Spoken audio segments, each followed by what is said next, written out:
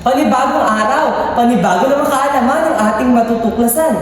Pero bago tayo magsimula, maaari bang tumayo ang lahat para sa ating paunang panalangin? Sa ngalan ng Ama, ng Anak, ng Espiritu Santo. Amen. At sa pagkakataon ito, meron akong larong inihanda na sigurado akong mapupukaw inyong interes. Pero bago magsimula, ay maaari bang ayusin ang sarili at pulutin ang mga basura sa ilalim ng inyong mga selya. Ngayon, ay dumako na tayo sa ating palarong inihanda na pinamagatang Damhin Mo Ako. Pwede rin sino ang sumagot, pero itaas lamang ang inyong mga kamay. Para sa panuto ay tukuyin ang ipinapahiwatig na damdamin sa larawang aking ipapakita. Ito ang unang larawan. Anong inyong napapansin? Bigo? Kapag nabibigo ka, anong inyong nararamdaman? Malungkot, sir. Magaling! Ito naman ang sunod, ang pangalawang retrato. Ano ang inyong napapansin? Binigyan siya ng isang regalo? Kapag binibigyan ka ng regalo, ano ang inyong mararamdaman? Masaya. Tumpak, magaling! Sa aking mga ipinapakitang litrato o larawan, sa tingin nyo, ano ang ating tatalakayin ngayong araw? Tungkol sa damdamin? Tama, magaling! Ngayong araw ay ating tatalakayin ang mga ipinapahiwatig na damdamin sa isang tula. Ngayon ay meron akong inihandang isang tula na may pamagat na aking pinakamamahal. Inyo itong sabay-sabay na babasahin at bigyan ng damdamin.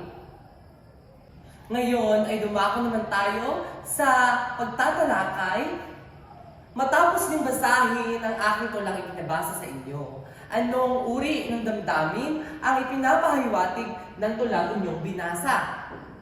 Nagbabaka sakali? Magaling! Tama! Sa pangalawang tanong, sino ang tinutukoy sa tula? Magaling! At sa panghuling tanong, bakit sa tingin nyo may damdamin ang isang tula? Magaling!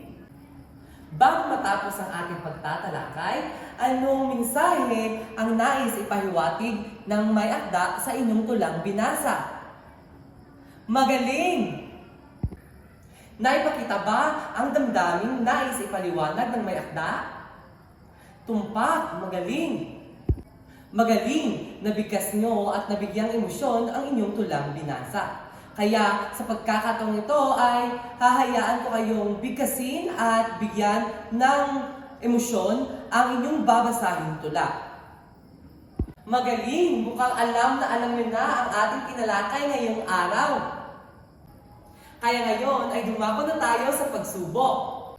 Ngayon ay hahatiin ko kayo sa dalawang pangkat at bibigkasin nyo ang aking ibabahaging tula na may damdamin na naaayon sa tula. Bibigyan ko lamang kayo ng 10 minuto upang magsanay at pagkatapos ay ibabahagi nyo na ang inyong tulang ginawa at lapatan ito ng karagdagang mga aksyon para mas maging makaaya-aya ang inyong tula. Ang inyong 10 minuto ay magsisimula na.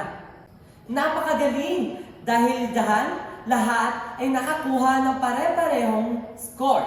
Kaya bigyan ng 5 palakpak ang sarili. Bago ko ibigay ang inyong takdang aralin ay naintindihan niyo na ba ang ating tinalakay ngayong araw? Magaling!